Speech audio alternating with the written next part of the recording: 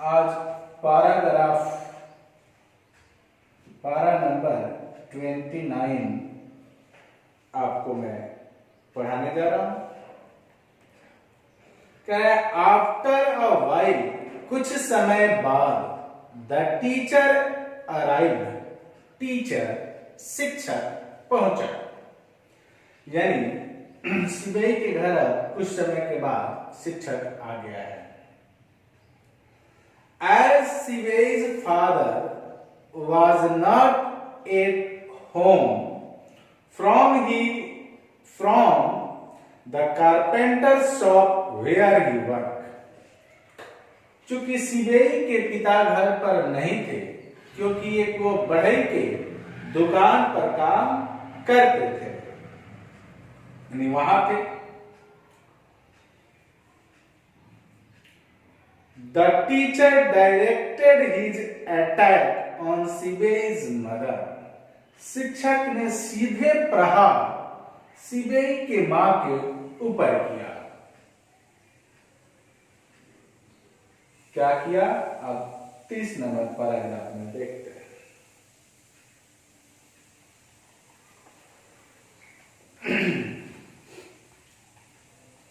This sort of thing is the responsibility of the family. इस तरह का जो काम होता है, बच्चे जो इस तरह के काम करते हैं, इसकी जिम्मेवारी परिवार की बनती है। He said in a stern voice. उसने कड़े लहजे में ये बात कही।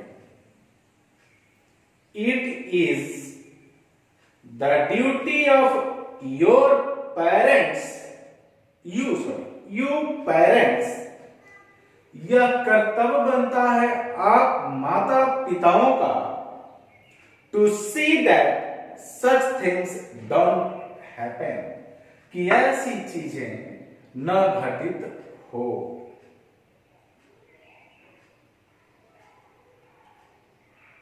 In an agony of embarrassment, Sibei's mother muttered some apologies. इस मामले में सिबेई के मां ने क्षमा याचना की। यह था 30 नंबर पैराग्राफ। अब यहां है 31।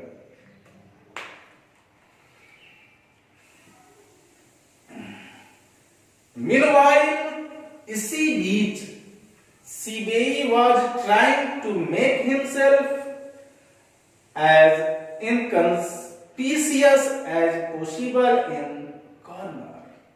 Terrified, भयभीत होकर सिबेई अपने आप को कोने में छुपाने का कोशिश कर रहा था।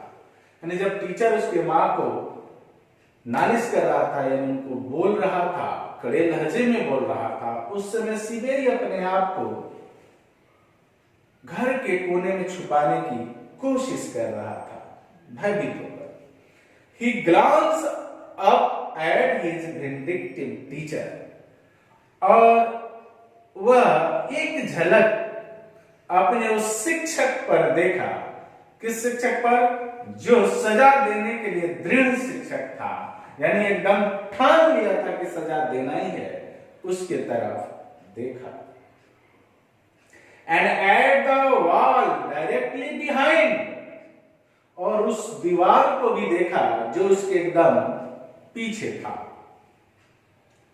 Where a whole row of fully prepared God was hanging, जहां पर पूरा दीवार ही पूरे तैयार गॉड से भरा हुआ था, टंग कर वहां रखा गया था पूरा दीवार पर लौकी, यानी वो गॉड। उसके तरफ सिबेई देखा। What would happen if the teacher cut sight of them? और सिबेई सोचता है कि क्या होगा अगर शिक्षक ने उसको देख लिया, यानी उस दीवार पर अगर शिक्षक की नजर पड़ गई तो क्या होगा। यह सिबेई सोच रहा है, क्योंकि एक के लिए इतना ये हल्ला किया है, तो पूरा देखेगा तो क्या करेगा। आइए 32 नंबर। ट्रेम्बलिंग इनसाइड, अंदर से कांपते हुए, he waited for the oath, यानी वो अपनी और भी बुरी परिस्थिति होने का इंतजार कर रहा था। But at length the man adjusted his historic and stepped angrily out of the house. लेकिन वह शिक्षक थक कर, बोलते हुए थक गया और उसके घर से बाहर चला गया। सीबेई heaved a sigh of relief, तब जाकर सीबेई के जान में जान आया, यानी राहत का सांस लिया। ये पारा नंबर 33 देखते हैं। सीबेई's mother was sobbing softly, सीबेई की मां धीरे धीरे सिसक रही थी। In a querulous whine, she began to scold him, मानो उसकी मां को आहत लगी हो और वह सीबेई को डांटना प्रारंभ करती है, शुरू करती है। And in the mids of this, और इसी सब के बीच, ये अभी चल ही रहा था, वो डांट ही रही थी और सिसक रही थी, इसी बीच Sibei's father return from his shop, Sibei के पिता अपने उस दुकान से वापस आ गए। As soon as he heard what had happened, ज्यों ही उन्होंने सुना कि क्या हुआ है, he grabbed his son by the collar, उन्होंने अपने लड़के को कॉलर पकड़कर उठा लिया। And gave him a sound beating, और बहुत जोर से उसे पीटा, यानी बहुत उसकी पिटाई की। You are no good, he bawled at him, वह उसके ऊपर चौक, मैंने उसके ऊपर बोला, डांटते हुए बोला कि तुम अच्छे नहीं हो। You will never get anywhere in the world the way you are carrying on. I have a good mind to throw you out into the street where you belong. कह रहा विश्व में तुम्हारा कोई जगह नहीं है, तुम कुछ नहीं कर सकता, तुम्हारे लिए तो बेहतर है कि मैं तुम्हें ले जाकर उस रोड पर फेंक दूं जहां पे तुम लायक हो, जहां पे तुम लायक हो। The birds on the wall cut his attention, दीवार पर टंगे हुए गॉड यानी लौकी इनके ध्यान को अपने तरफ आकर्षित किए।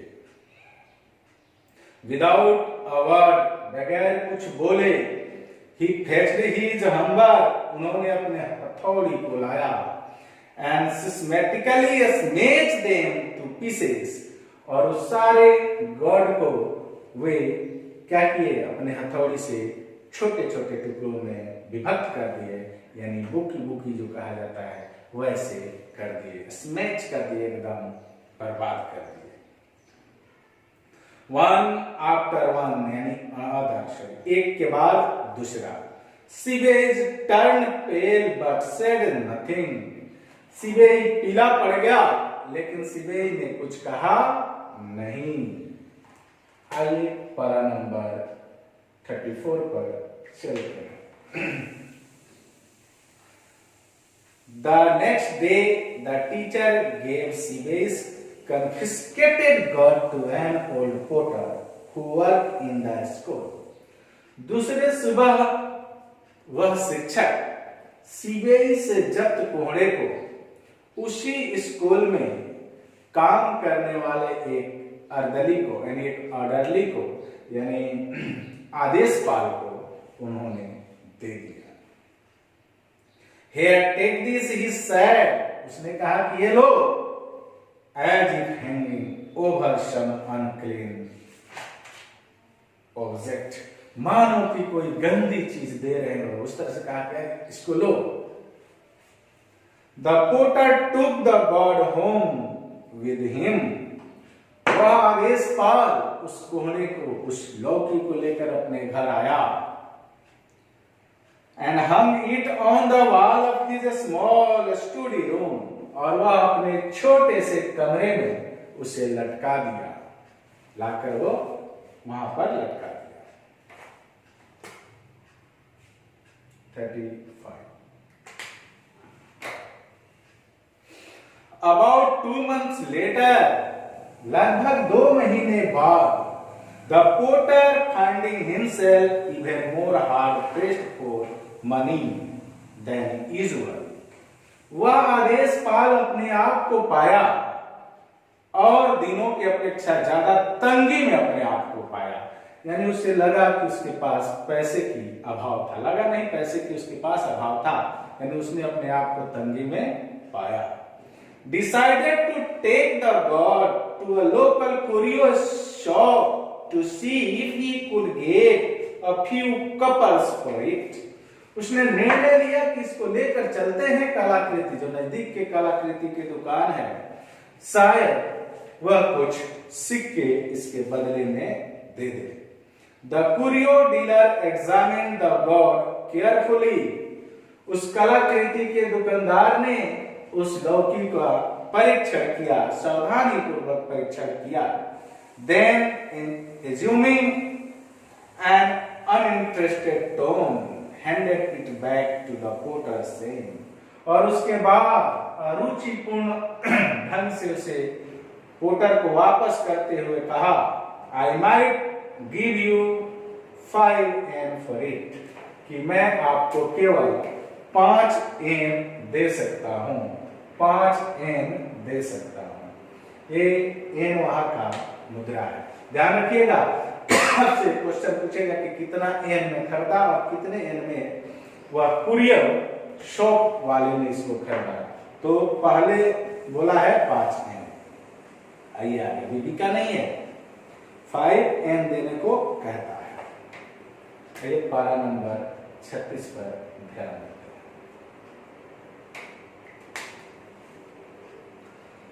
The porter was astounded, but being quite an astute old man, replied coolly. वह पोटर आदेशपाल दृढ़ बना रहा और धीरे से जवाब दिया, I certainly wouldn't part with it for that, कि मैं निश्चित तौर पर इसे उतना में नहीं दूंगा। The dealer immediately raised his offer to 10 yen. इस बात को सुनते ही वह क्रेता, यानी जो था, जो लोकल क्रेता था, उसने इसका दाम बढ़ा दिया। But the porter was still adamant. लेकिन वह आदेशपाल दृढ़ बना रहा उस पर, मैंने उतना में भी नहीं बेचूंगा, इस चीज पर टिका रहा। आइए 37।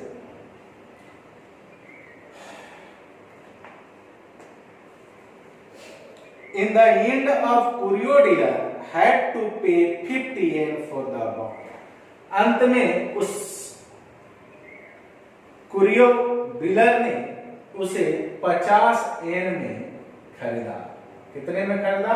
50 एन में। याद रखना है कि 50 एन में वो खरीदा है, यानी उसने कितना में बेचा? 50 एन में बेचा। The porter left the shop. अब वह आदेशपाल दुकान छोड़ दी, यानी बेचकर चल दिया। Delighted as his luck, और खुश था, प्रसन्न था अपने भाग्य पर।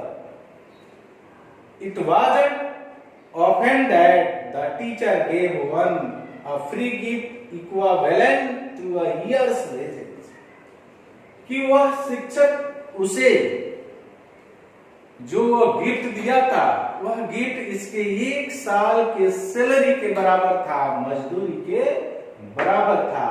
इसलिए वह अपने भाग पर बहुत खुश था। He was so clever as not to mention the matter to anyone. वह इतना चालाक था कि इस बात को किसी और से नहीं कहा। And neither Sibei nor the teacher ever heard what had happened to the boy. नहीं सिबेई और नहीं वह उसके शिक्षक जान पाए कि आखिर उस गॉड के साथ क्या हुआ, उस लौकी के साथ क्या हुआ। Yes the potter was clever, हाँ वह आदेशपाल चालाक था, but he was not clever enough, लेकिन वह बहुत ज्यादा चालाक नहीं था। Little did he imagine that this same God would be passed on by the curio dealer to wealthy collector in the district for 600 yen. वो समझ भी नहीं पाएगा, वो सोच भी नहीं पाएगा कि वही जो 50 एन में खरीदा था उसको 600 एन में वह क्या किया, जो वहां के वेल्दी यानी बड़े मात्रा में जो खरीदने वाले, जो डिस्ट्रिक्ट में खरीदने वाले लोग होते हैं, उनको बेच दिया। आप देख सकते हैं कि जिस पर मात्र कुछ घंटा काम किया था सिबेई, तो आज उसका दाम कितना है, 600 एन है। खरीदा कितने में था, 10 एन में खरीदा था वो, ठीक है, और 10 सेन में खरीदा था और आज बेच रहा है 600 एन में। समझिए कितना उसके कला में दम था। आइए आगे बढ़ते हैं और पैराग्राफ नंबर 38 को यहां लेते हैं। Sibei is now engrossed in his pictures. सिबेई अब अपने तस्वीर बनाने में व्यस्त रहता है। He no longer feels any bitterness either towards the teacher or towards his father who smashed all his precious God to pieces. सिबेई को बहुत दिनों तक मलाल नहीं रहा अपने शिक्षक के प्रति और अपने पिता के प्रति, जिन्होंने उसके कीमती चीजों को क्या किया, कीमती उस गॉड को बुकी कर दिया, यानी तोड़कर फेंक दिया। 39 पैराग्राफ यानी अंतिम पैराग्राफ है इस चैप्टर का। तो आप देखें कि किस तरह से बड़े लोग, एक वयस्क लोग एक छोटे बच्चे के टैलेंट को ध्वस्त कर देते हैं, समझते नहीं है उसके बात को और ध्वस्त कर देते हैं। अंतिम paragraph. Yet gradually his father has begun to scold him for painting pictures. आज अब उसके पिता धीरे धीरे अब उसको अभी भी डांटते हैं जब वह पिक्चर पेंटिंग करता है। तो ये रहा आपका चैप्टर नंबर 6। चलिए